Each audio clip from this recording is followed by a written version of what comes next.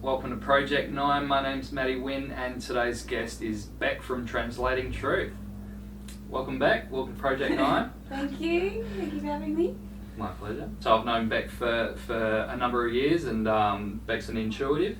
So Bec, how old were you when you realised you could see energy and tune into higher dimensions or higher reality? Well, I didn't realise what I was doing until later years. But it's something that I'd actually been doing from when I was younger. I remember sort of around 15, 16, I'd have friends would rock up and they'd be like, oh, I've got a really bad hangover or I've got a really bad period. At 16? Yeah. Then, were you a wild child? No, I was the one at home, which is why they'd come to my house. Plus I had older friends. And they'd rock up and someone would have some sort of ailment and they wouldn't come to me specifically because of that. They'd just be over and they'd say, oh, I've got this. And I'd just blurt out in certain moments, I can get rid of that. And I'd just be like, oh, why did I say that? Because I never knew how I could or why I could. I'd just be like, I can get rid of that. And I always would. But it was something that I never was asked specifically to do or spoke about with anyone. It would just be in moments. I'd be like, oh, I can do that. And then I had a very impactful moment of that when I was in the UK, and this was would have been in my mid-20s, and I'd gone to meet a girlfriend for her birthday party. There was about 20 people going, and she planned it for months. And I got there, I didn't know anyone else, just knew her, and I got there and she couldn't talk, and I'm like, what's going on? And she had no voice, but she didn't want to cancel because people had come from sort of everywhere. And so I was like, come with me, I can fix that. And I'm like, why would you say that out loud? Why would you say that? It's her voice, you're not going to get that back. And but I didn't have control over it. It was just, it was always one of those things, it wasn't coming from my conscious mind. It was just, I can do this. And I just blurt it out. And so I took her aside and did whatever, I don't know what I did, and we came back and she started talking and everyone was just like, what just happened? Wow. And she, you know, it wasn't a full voice, but it was enough that she could get through the evening and she could talk, and all of her friends were like, what did you do? And I'm like, that's not the point. The point was we wanted her to enjoy the night. She now can. Let's focus on that. So what would you do? Because like a lot of people would say, oh, I sent them healing energy, or I honestly, do you do more of a communication thing? Or? In that, I honestly have no idea what happened in that time. What happened straight after that was one of her friends, who I'd never met, asked me if I could look at his back. And I'd never been actually asked to do it. It was something that was always just, oh, I can do that. And so in this time, I'm like, okay, and backs was something I was good at. Someone said I've got a bad back. I could run my hands sort of a little bit away from their back and just I'd feel where something was blocked, and I'd just know that's where I've got to go, and I'd just sort of feel a blockage, and it always worked. And anyway, this gentleman, I running my hands down his back and I found this block and I put my hands on and I just started feeling sick and unwell. I started feeling so uncomfortable. I was getting a lot of thoughts. And I kept working, trying to push through it. And after that, I had to stop. And I walked off and just had to shake and shake and shake. And I had all this bad energy inside of me. And I've gone back over and I'm like, I'm so sorry. And he's like, what happened? And I'm like, we're not talking about it. And he's like, what happened? And I'm like, you really want to know? And he's like, yep. And I just blurted out everything that I saw, and he was just like, whoa. And it was basically everything that had just happened in his life. Oh, wow. And I went, after that, I'm never doing this again, because I didn't know what I was doing. I had no idea. And the fact that I'd never met this man before, and I could touch his back, and I saw things through his history, through his past, in his present, and there was some pretty horrific things as well. And I'm never doing this again because I don't know how to protect myself, and I turned myself off to that. And How old were you then? I was mid-20s. Yeah. Yeah, and so it's just things where up until that time, it'd just be experiences I'd just have, and I'd always be like, this is so weird. But I never understood it. I never understood intuition as something that we could access at any point. It was something I always just received in moments. And then it wasn't until later I was working for a company that would teach people how to connect into their higher consciousness, as they called it. And I started working for them, and I went on to do their training, and through that learned that it's actually something that you can call upon at any time, that it's not something that's just in these moments. And it gave me that knowledge, and their training gave me that knowledge that we can do this whenever we choose. And so from then I just started doing it more frequently. And also what happened at that time was I got encephalitis, which is swelling of the brain. So I had meningitis, which is swelling around the brain, and encephalitis, which is swelling of the brain. Right. And this was just before I'd done their training. And I was, the first 4 days, told I wouldn't live. I was still working though, don't get me. When the doctors give you Yeah, no, I do I do love it. I was saying to Mum yesterday, it's like my favourite line. Really? You can't do that, you love won't be able proving to do people it. wrong? It's just, well, it's like you're setting an expectation on me and you have no idea who I am. And I just find it so interesting that people think that they can set an expectation on what somebody else is capable, having never known them. And I was really fortunate because I'd had a car accident sort of 10 years before the encephalitis, and I severed all of the tendons in my arm. And so I was told I'd never move my fingers separately again. And so after, which I can, and the middle one quick, by the way. So really, I can't use these? But what was really great was, I think it was the third or the fourth day, I think it was the third day, and Mum left because I was in one of those full hazmat rooms, sort of like everything is now, normal. You've pre-practiced corona. Yeah, I was ready, and the whole thing prepared me for corona. And they'd have to come in through the multiple doors and all geared up, and anyway, it was the third day, I think, and Mum left, and I was there, and I was by myself, and I just started, and that morning the doctor had said that, I was like, I'll be fine because I'm in hospital, and they're like, no, we still don't know how to treat you. And Mum was like, well, it can't get worse, and they're like, yeah, it can get lots worse, but still expect you might not leave. And if I do leave, to be prepared that I might be deaf, dumb, paralysed, all sorts. And so when they left, I was lying there, and my hand was sore, and I was just massaging it, and I looked at my hand, and I'm like, they said that wasn't possible. And because as well, I'd Googled what was wrong with me. It was the first time I was like, I'm going to look at what's going on with me after this doctor had been in the morning and told me what they couldn't fix.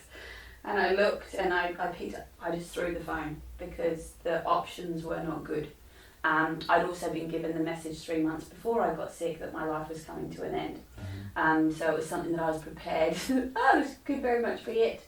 And as I was looking at my hand, I realised that this is my choice. And, they said that I'd never do this. So they can be in here saying I'm never going to leave, but ultimately that's my choice. And I left, and it took me, I made that choice that I was going to live. The next day they started being able to treat me.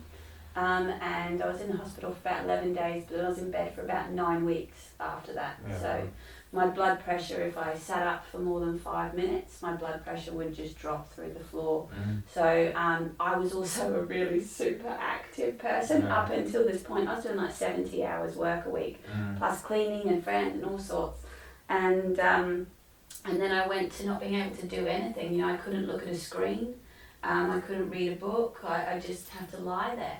And so for 9 weeks, I had all of this time to myself, and I had thought space, and I had the opportunity to just be, whereas I'd never done that before. Yeah. And that woke me up to a lot of what was actually going on within me. And it was a very challenging time, but a very great time. And then my first full day out of it wasn't even a full day. I went to bed in the afternoon. My first full day out of bed was going and doing this training. Oh, okay. And I annihilated it. This training was, you learn how to connect into other people's energetic or they called it higher selves. For me, it's the energetic consciousness, and how to clear beliefs from this that are stored in the subconscious for people, and how to access those. And is that the same as the Akashic records? I don't know. Oh, I'm not. I don't look into things. Just because I haven't stopped learning from myself yet. I'm like, there's always something new I'm learning, and I'm like, wow, that's really cool. And ever since the encephalitis, I can't really look at screens. I've got a very limited window of time that I can look at things or focus on things. So I choose to, any time that I do have, to be in my purpose, and focused on that which I'm empowered with. Yeah. And so I don't really look into those sorts of things. But basically learning how to connect into the subconscious and clear those beliefs out. And I was so good at it. I was so quick, and it was something that I realised I've been doing this my whole life. I just never knew what I was doing. And I think that's the importance in working with energy and working with different levels of consciousness is, often we see people working with people and healing them, or clearing beliefs out, or being able to help somebody, allow them with a clearer state of mind. And we think that person must be amazing, and that's so cool that they can do this and this. But ultimately, all I did that was different was give myself the time to learn it, to understand it.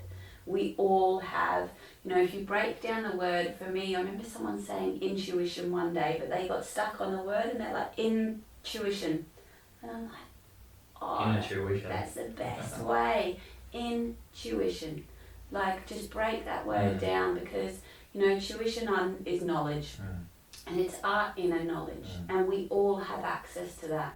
And it's all in the words. Yeah. Like, you break down, put hyphens in between all these words or something. It just paints a completely different story, or just reinforces what the word actually means. Yeah.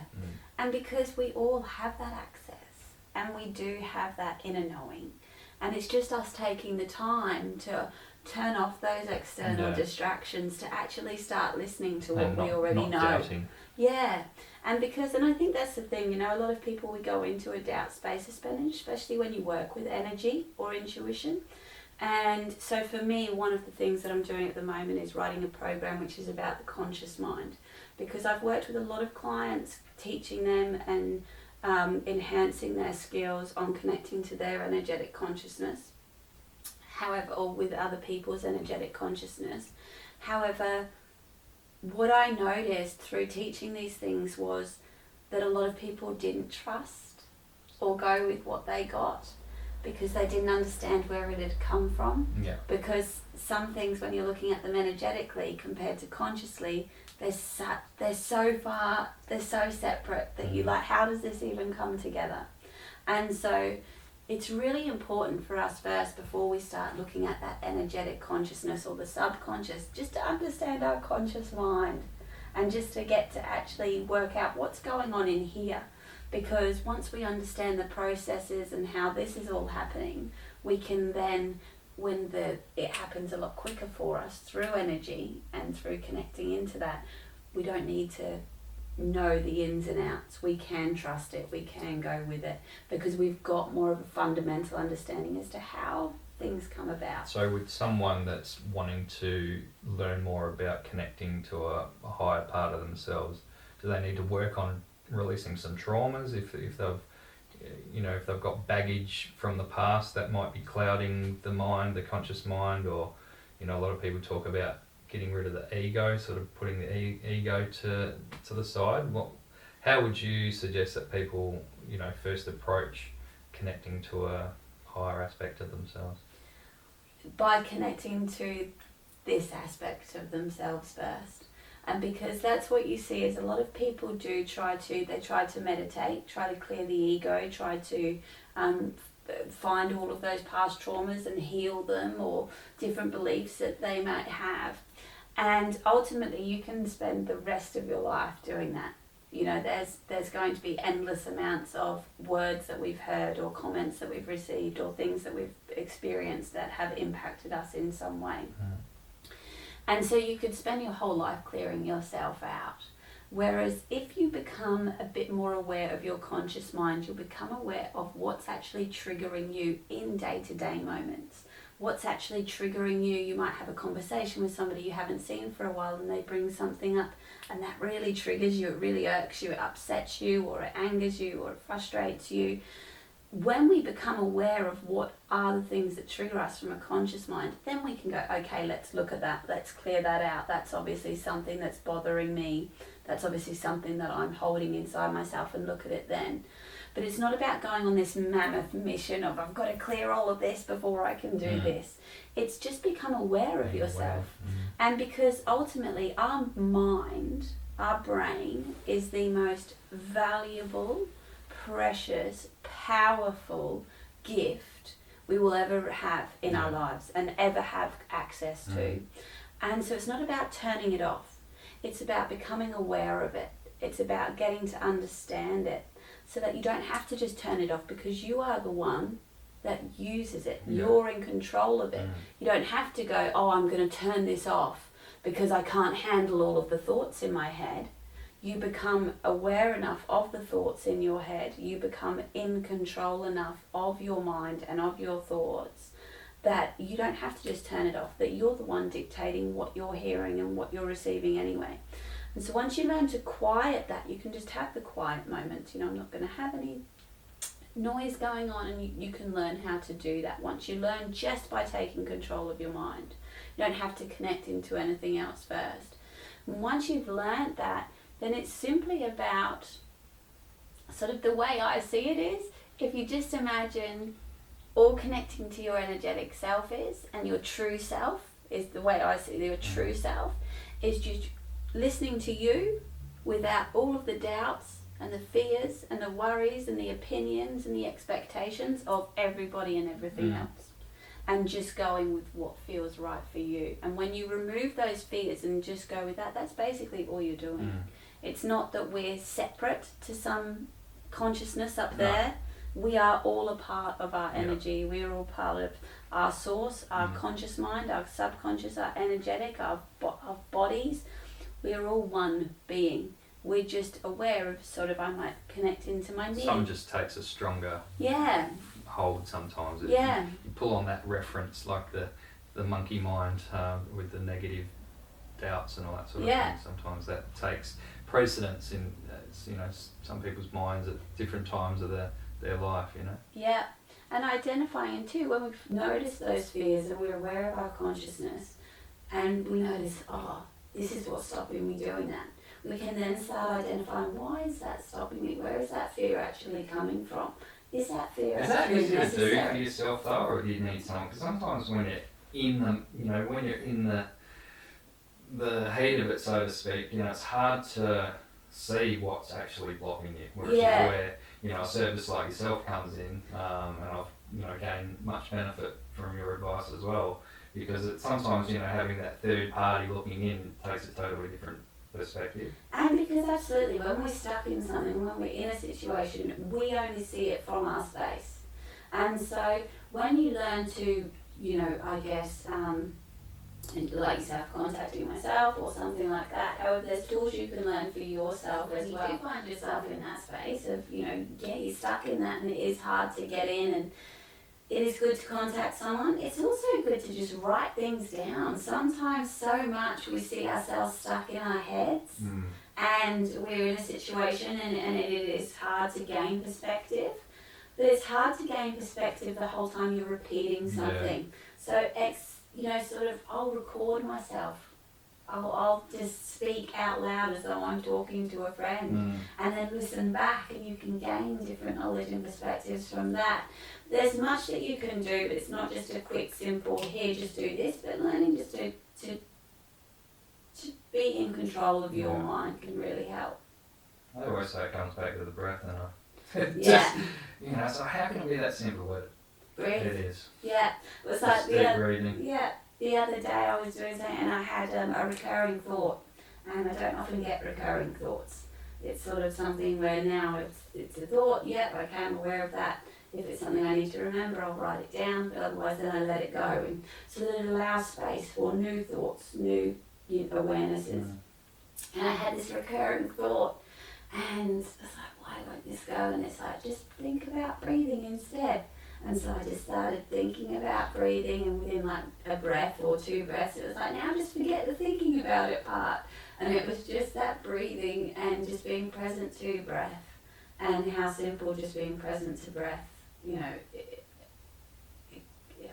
it's just a beautiful tool just to breathe. Yeah. It can bring you so back to your present state of being. And so I'm just trying to work out, I'm not working it out, but I'm just interested in how you are perceiving these messages that you get, because we have this audio aspect that we can receive, messages. A lot of people see things visually, others just get an instant download which sounds like their own thoughts, which is where the doubt comes in, because did I just make that up, or is that an actual message? Trying to get that differentiation is difficult. Is there something that's particular for you of how you... all different. Working with clients, I really got to learn different ways. So the first way was just knowing. It was just an instant knowing. Just be like, okay, well, why do I know this? It would just be like, boom, that's what it is. So a thought would come into your head? Well, half the time it wouldn't even be a thought. I'd say something, and then I'd be like, well, where did that come from? I remember I was working with one client, she was in the UK, first call with her, knew nothing about her, and I'm like, oh, I can see you have 2 children. And she's like, no, I've just got 1. And I'm like, no, you've got 2. And I'm like, in my brain, I'm going, Bec, shut up. Like, she'd know if she's got 2 children or not. And then I was like, well, did you lose one? And she was like, no. And I'm like, I'm sorry, but you're definitely the mother of 2 children. And my mouth wouldn't stop. And I'm like, oh.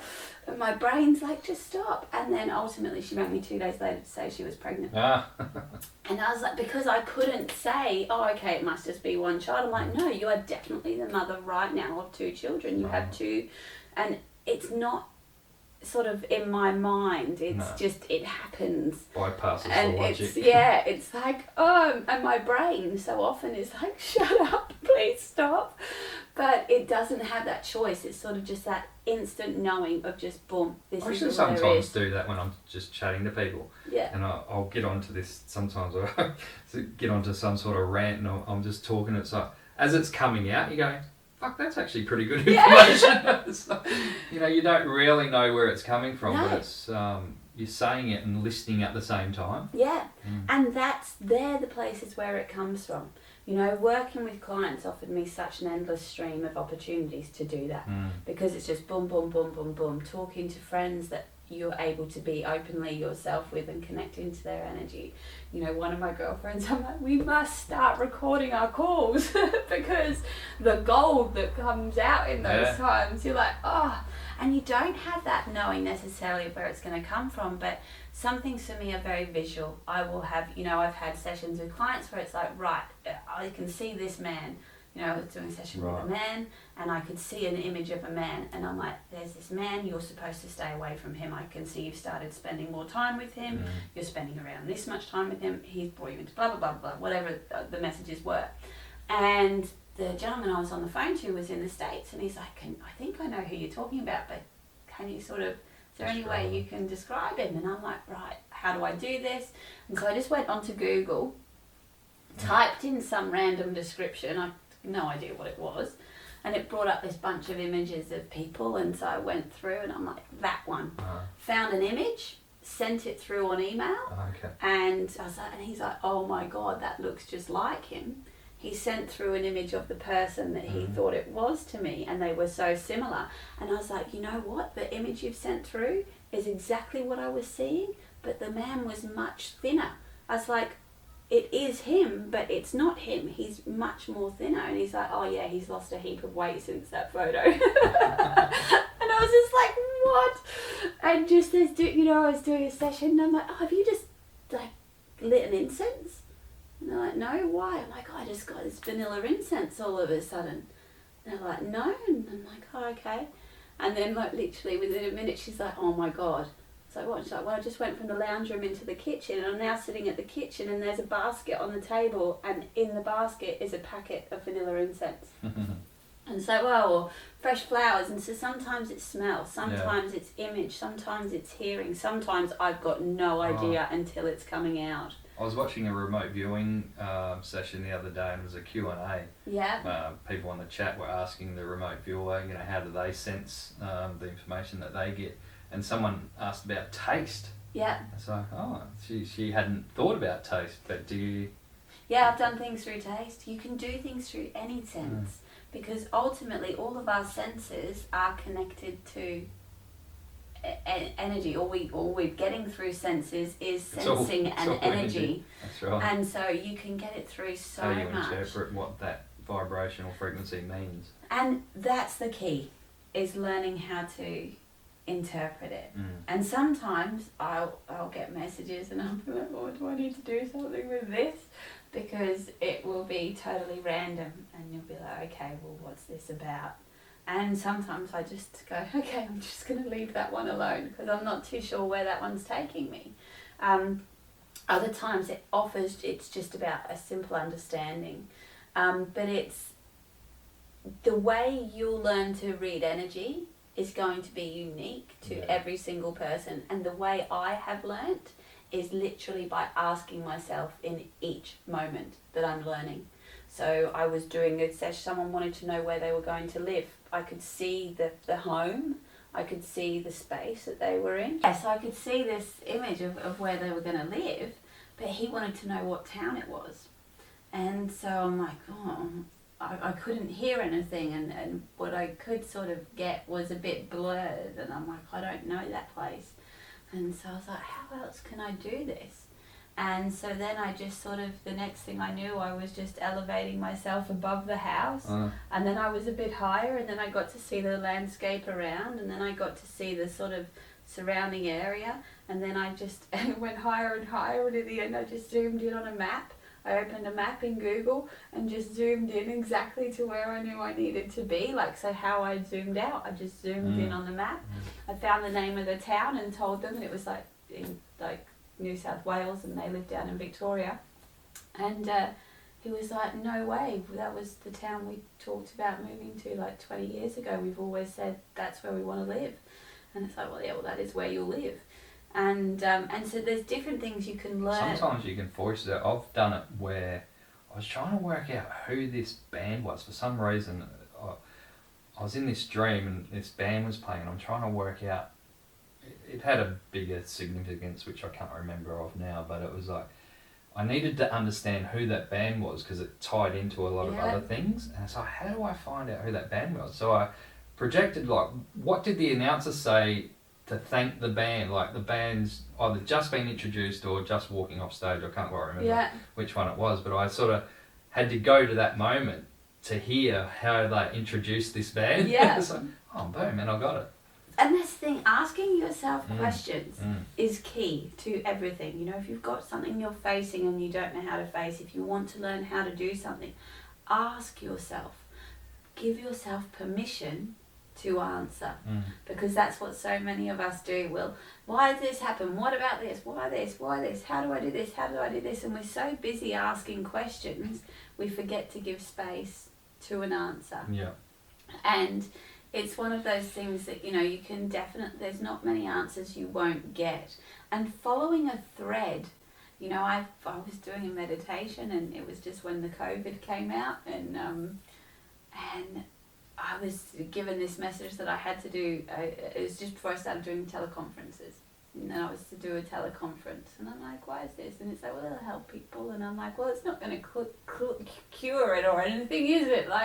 And then as I've is it? Well, as I've said that, and then I've sort of seen this image in my head, and I'm like, and I stopped as soon as I saw this image, from my current train of thought, and I was like, okay, wait, stop. What is that image?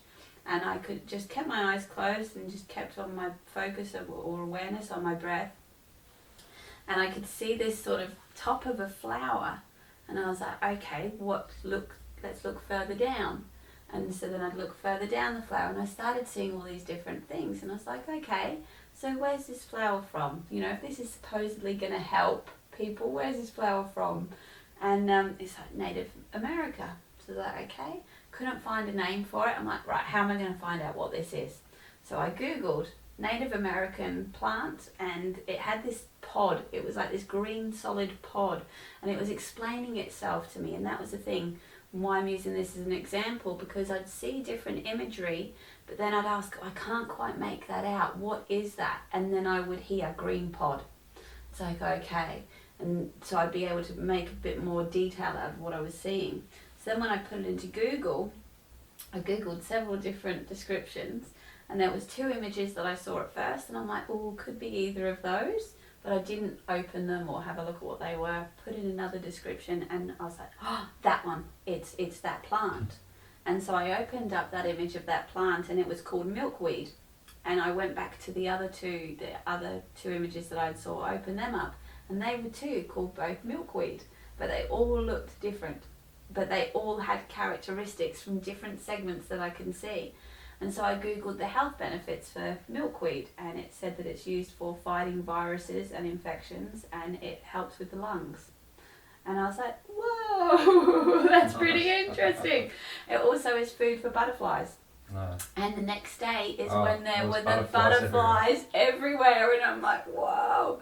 And so there's always threads you can ask, follow the thread is the key. And I find that with the butterflies, I ask a question for confirmation from nature. Yeah. And often birds or some animal, and show up if this is true. Yeah. They show up. Yeah. So, cool. Yeah, Good nice. confirmation. Nice. And it's a beautiful thing to, it's beautiful to have that confirmation from mother as well, that it's like, yay, thank you, I'll provide you with this. But to also knowing that, you can trust and go with what you get. And the more you just go with it, the more you can go with it. Okay. So, Bec, we're in the middle of this COVID-19 lockdown and the shenanigans that's going along with that. Yeah. Bit of a mind control operation, in my opinion, but let's hear your take on what's going down. I guess I remove things a lot from the way that we see them in this external reality of what's going on, and look at actually what's the energy that's going on. And that's how I read a lot of life and a lot of things for me. And the way that I see what's going on at the moment is, last year when I was given the message that it was going to come, the message around the weather was that we were going to have intense extreme weather because we have to start waking up to what we are doing, that the earth is going to start giving us these warnings and these messages that, hey, look at the impacts you are having. You're not just, you might think you're just driving to the shop and it's okay, I should probably exercise, but it's also about the emissions. There's always little bits that we can be doing. And sort of the weather was this big impact that, it was horrific for so many people with the fires that we had and the droughts and then the floods, and it was just one thing after the next. Australia literally got smashed. Yeah. From January 1 till currently now. It was like in December. Yeah, it was back in sort of August. And it was pretty early that we had all the way back. Didn't we? And it just started kicking in, and I remember it starting, and I was saying to my girlfriend, and she's like, oh, it's so bad. And I'm like, you got no idea. This is the beginning. This is just the beginning. Some people it's going to be absolute hell. But the whole message behind it was, we as a consciousness, as humans, need to start seeing what we are doing as a collective and start taking some accountability and responsibility for our lives, for the choices that we make. For individual actions and what we agree to continue to happen from a corporate and government standpoint. Yeah, and what we allow to happen in this external reality. But unfortunately, we didn't wake up to what we can do and our own power. We sort of went, it's Mother Earth, there's nothing we can do, and it's this and it's this, and we need the politicians to stop mining. And it's like, we also, if we want politicians and corporations to stop digging up all of these fossil fuels and we need to stop using them. It's like, all right, if there's no demand, they won't keep supplying. Or we just got to do it in a smarter, cleaner way. Well, yeah, absolutely. But it's one of those things that until We can't. Are very much. We very much as a consciousness and as a society allow ourselves to be governed by the hierarchies. And when there's something going on down here, we're getting the bushfires, they're impacting local businesses, our breath, our bodies, our lungs. We're like, they need to be doing something. They need to be fixing it. Yeah, we need to stop that. Yeah, and there's such a reluctance to take any ownership or accountability in ourselves. And it's like, for me, I'll do the little bits that I can. You know, I'll drive my car literally once a week, unless if I can. All of my plastic I wash. I know I've kept it in bottles until we found a way to recycle it. So for the last few years I just had it all in bottles, and now we've got ways to recycle that soft plastic. So I take it there. It's just the little bits, but knowing that we each have an impact, reusing things, but being aware of what we do. What about on a thought level? And on a thought level, that's where it comes in, because it's doing the little things that tell us that we are making a difference. When we do something little, even if it's something little, we are going, hey, I just did that. I made a physical change in this reality. Yeah. The more we're telling ourselves that we are capable and we are making change, that we have that opportunity to us, the more we can keep creating change. Yeah, No, you're right. I think it's important for people to, understand or realise that everything that's happened, every product that you have or any road that's ever been built or house or everything started as a thought. Yeah. So thoughts are where everything starts, and then those thoughts become things. So don't ever think that, an individual can't change the whole planet, because they can. Every single thing that's on this planet, apart from nature, came from a thought, and maybe even nature came from a thought from this higher source as well. So it's always thoughts, and then it's things. Yeah, and that's the thing. Whatever we we'll think we will create, but we'll also create it. Might not necessarily need to be a visual experience, but we can create it in our own reality, in our own heads. We're very good, and this is sort of one of the main things that's allowing us to stay in the state that we are, especially with the current world situations, is we tell ourselves we are not strong enough. Yeah. We tell ourselves that we don't have the power. Yeah. We are just one person. And that's where doing the little things can shift that whole mentality. Because the whole time we're convinced that it's up to the corporation and the government to do something about this, we are telling ourselves there is nothing we can do. That we're powerless. Whereas if we start finding little ways that we can take power, we start fueling ourselves, we start empowering ourselves. And then we start to see, you know what, I don't need to fix the whole plastic situation in the world, I can just do a little bit. I can do my bit. I don't need to fix the whole world government corporation debacle that takeover that's going on at this time. I need to just empower myself. And it's like I was saying to someone yesterday, if you look at we look at our current government, and we look at governments, and we look at some of the powers that be in our world at this time, and I don't know, a lot of people want to know what they're doing, what's going on. For me, I'm like, yeah, it's good to have an awareness of what's going on, but also the whole time we're focused on looking at these corrupt or badly managed or poorly run or sort of not very loving choices that are being made by powers that be. We're just enforcing our thoughts onto the old ways. Yeah. Onto the ways that things currently happen, onto the ways that things are happening, onto this, onto that, onto their power that they have, their control. And the whole time we're focused on them, and the whole time we're focused on what's current, we're not creating new ideas. We're not creating new solutions. You look at so many things that young people are innovating right now to help with different things on the earth, because they're using new thought. They're not stuck in the old way. And the more we distract ourselves with what's currently going on, the less awareness we have on what we could be doing new, what we could change, what we could do different, creating new thoughts, new ideas, so that these concepts can then be carried out. And it's like you say, everything here all started with an idea and it all came from a thought. And so if we want to create a new world where we are more empowered, where we have more of a voice, where we as a society can feel confident in who we are and living our lives without that doubt and those fears and those pressures, then we have to start conceiving that that's even possible. Because until we conceive the idea that it's possible to have this free world, that it's possible to have a life where we feel good, confident, empowered, supported. Yeah, we need to re-envision what we want the earth to be.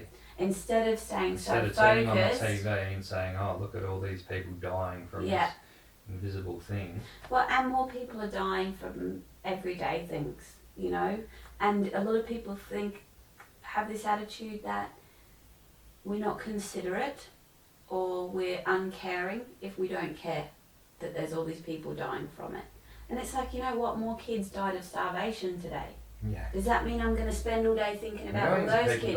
More kids were raped, abducted, women beaten, men killing themselves. Maybe we should shut down the world for all of that stuff. Do we need to, if we focused all of our attention on all of these horrific things happening in the world, that's where our attention's going to stay, and we're not going to empower ourselves to do much about it. Yeah, for me there's a big window of opportunity this year leading into early next year that's really about recreating how we envision this earth and moving into a, people refer to a 5D or this fifth density, more high vibration earth, and I think there's a massive consciousness battle going on. I think that's pretty much what the virus COVID thing's all about. Yeah. It's to keep you in that fear lower vibration so that we miss this window of opportunity that every human has to progress into this more higher, freer, self-empowering reality on earth.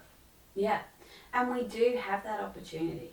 Like literally right now, it's like so many people have said, oh, it's so terrible, it's the best. I get excited by it. I forget it's going on, to be honest, most of the time, because I live in my little bubble.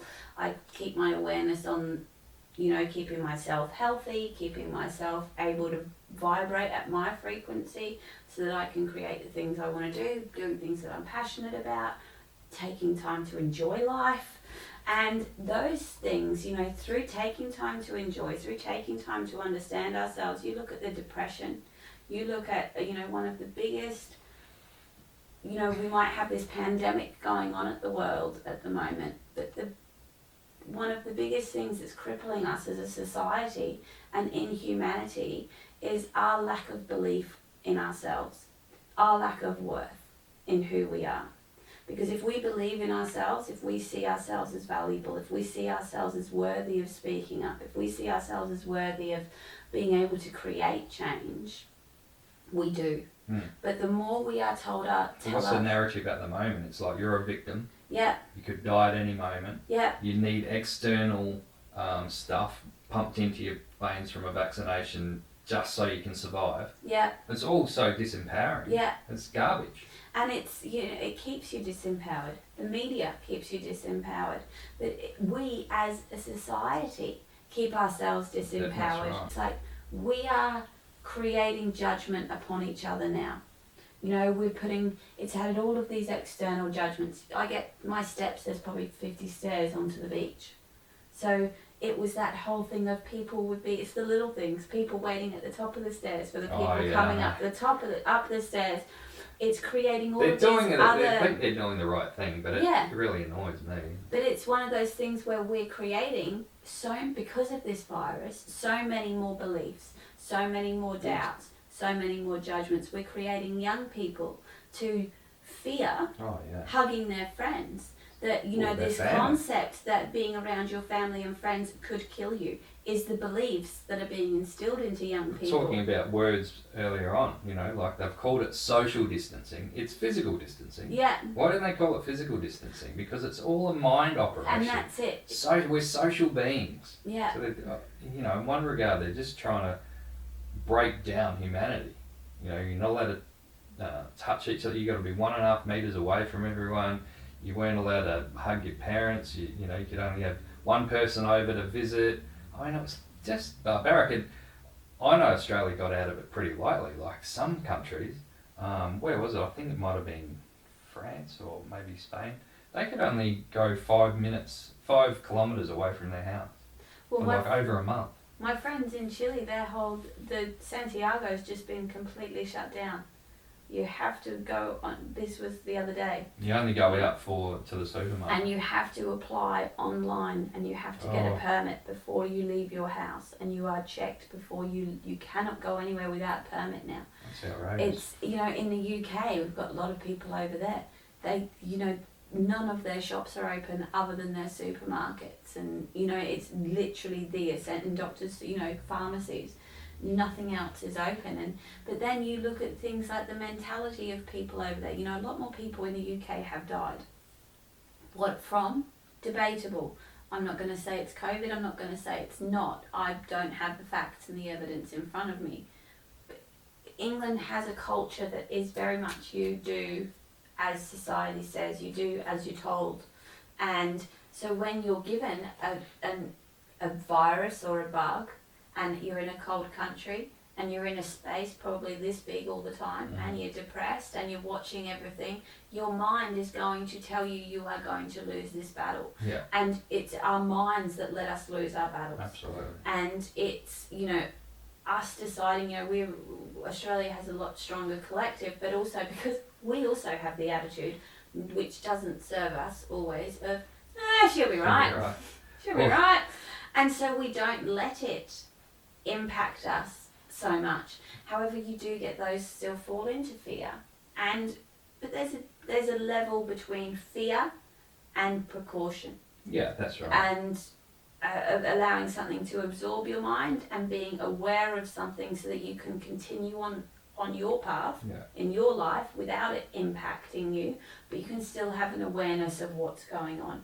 You don't need to have it dominating your existence, your time, you your can life. die at anything at any time. Yeah. We continually do this from day one. Yeah. We evaluate our environment, we make a determination whether this is true and correct or safe or not, and then we go about our lives based on that determination. Yeah.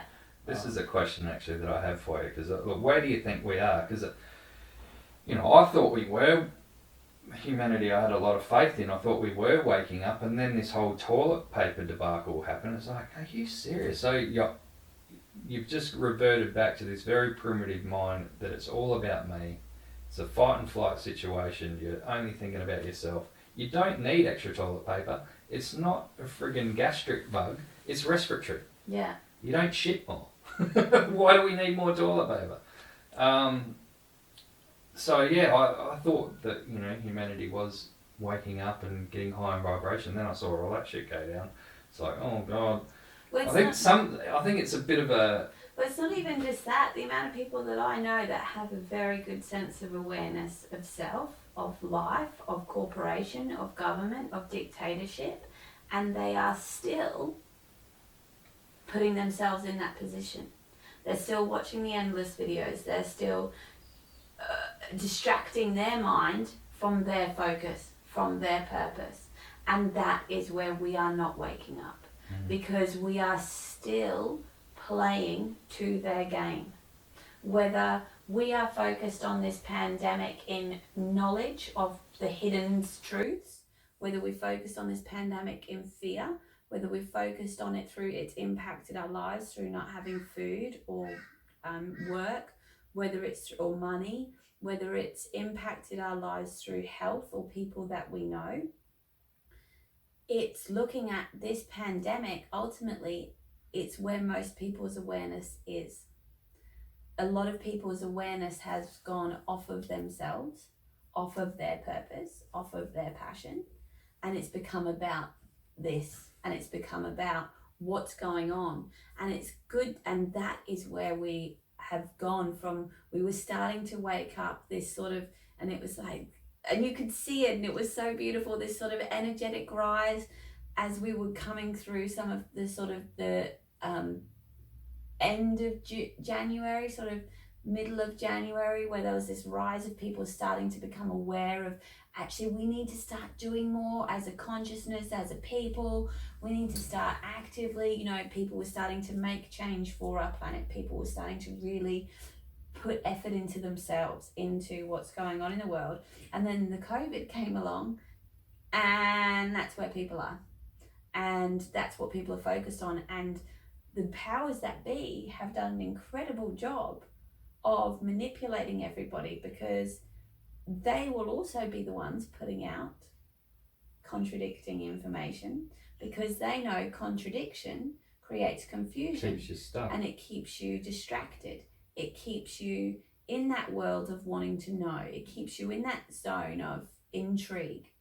And so they're doing a phenomenal job, because even the enlightened people, even the awake people, are currently being distracted. And so they are, at the moment, we are, we might think we're becoming more empowered because we're getting more knowledge about this or this or this that's going on. But actually, how is this or this or this that's going on in this right now going to actually impact us in a year, in 2 years, in 3 years? And they're the times that we need to be preparing ourselves for, because if we don't start waking up to what's in our life, being present to our own lives, that is when we will not see how our own lives are being impacted. And whilst we're all smoke screened and distracted, there's so much else going on that is going to impact our lives. And when this smoke screen comes down, we'll be like, how did this all happen? What just happened? We were busy, we were preoccupied. Who gives a shit? And that's where, for us energetically, it's so important that we come back to our power, what we can control, what we can take ownership of, what we can dictate for ourselves, that what we can be aware of for ourselves, and finding a balance between knowledge of the external world, knowledge of our lives, and knowledge of ourselves and our inner knowledge, and finding a healthy balance between the three. Because until we do, if the whole time we're focused externally, we are focused externally, and we are continuing to give our power away. And the only way we'll get our power back is if we empower ourselves. And then as a collective of empowered people can make a huge change. A collective of confused, of conflicted, you can have 1,000 people all looking up different things, researching different things, some into the environment, some into health benefits, some into the COVID, some into the different things that are going on in politics or corporations or the mines, or you can have, but the whole time we're all focused on that, and we're looking at other people's opinions. When we all come together, we're all going to be very conflicted within ourselves, because we would have different knowledge, we'll have different, so we won't be coming from a unified space. Whereas if we're coming from a space of genuinely creating a better world for ourselves, knowing ourselves, understanding ourselves, when we come together, even where there's conflict, we won't be trying to portray our story, get our point across. We'll be in a strong enough space that we can listen, we can receive, we can learn, and we can work together, no matter where we are, because we are in a stronger sense of self. And that's when we can move forward. But the whole time we're confused, distracted, in doubt, in fear, doesn't matter whether we're coming from a place of love or fear, the whole time you come together and you're confused, you're going to get confusion. You're not going to get fluidity. You're not going to get unified. You're not going to move forward. You'll just all be trying to jumble out this shit that's going on, and we're still not making progression.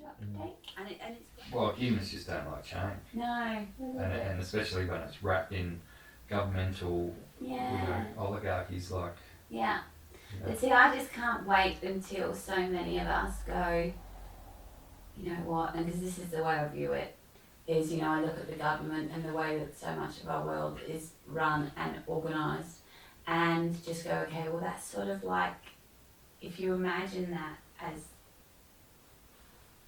like the Eiffel Tower, and this tall, long, very straight building, and then as a consciousness we're trying to turn that Eiffel Tower into Disneyland. not going to happen. It'll be very, very, very, very, very, very, very, very difficult, if not impossible.